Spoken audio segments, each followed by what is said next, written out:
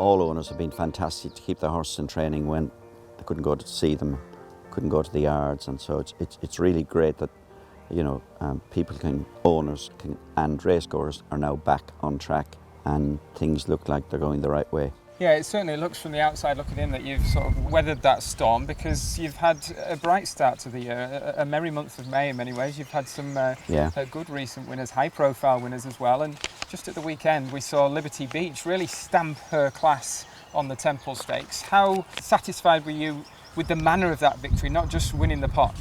I thought she was very tough in game. Both fillies we felt were fit, but it's a big ask on soft ground when the others in the race all had a run or two. She did it the hard way. We thought maybe Jabberwocky would lead us, but he didn't. And she was very tough in game and tenacious. I wasn't at all disappointed with the other filly because the race formed away from her. And you had the pace in here, and then you had another filly here, and Keep Busy was out in the wing, and she just couldn't just get rolling. But she's never won first time out, Keep Busy.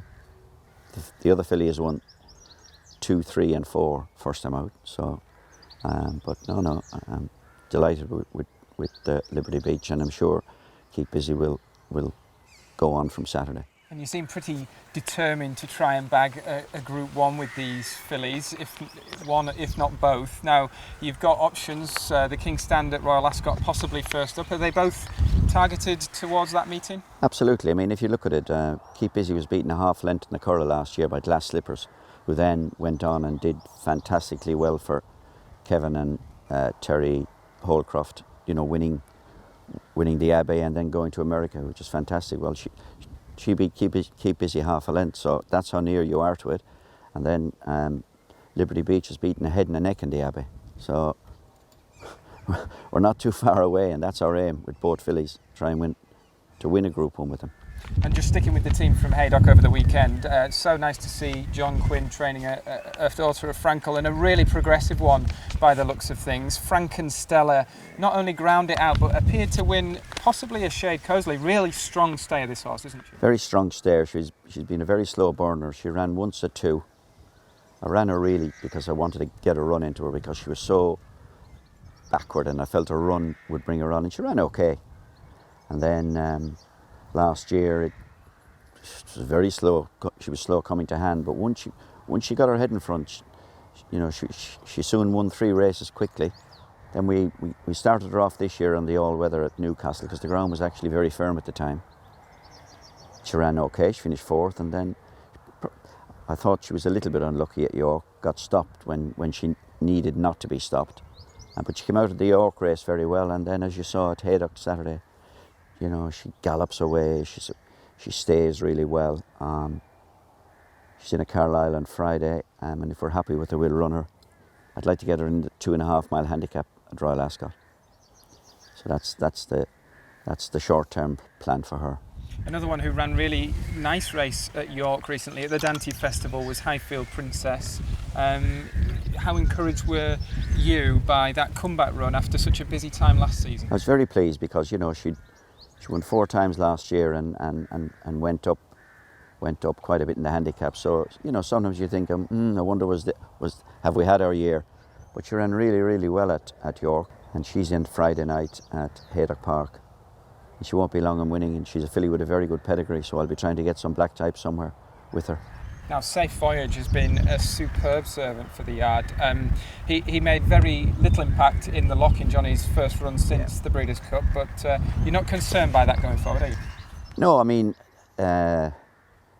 he probably did well. He didn't run his race, but the early fractions were very, very quick, and the winner was last at halfway, and those horses that were very prominent early on ended up at the back. So we mightn't have got it right on the day, but he's in Grand Nick and he's in at Haydock on Saturday, and he loves the place.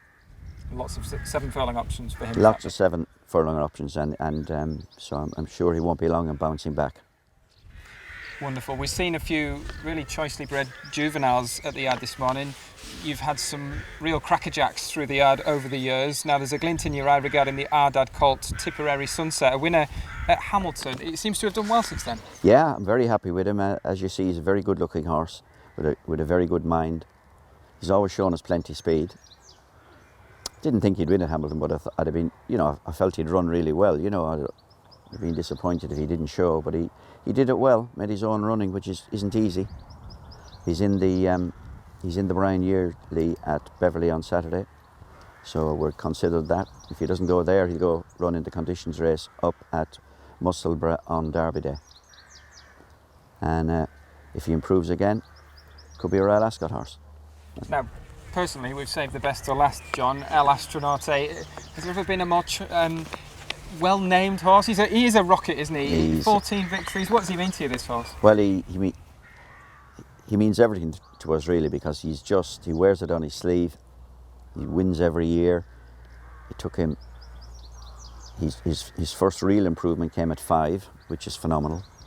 He's won everywhere. He's won in France, listed race at Cork, Premier Handicap at the Curragh, 3rd in the Abbey.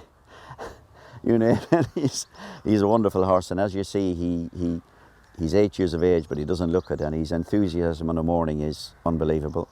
He doesn't train with other horses. He's a Napoleon solo, goes out on his own, like he does at the races. And people get great enjoyment out of watching him race, which is great, really. The amount of people say, "Oh, I love that horse," and he's a great horse to have around, really.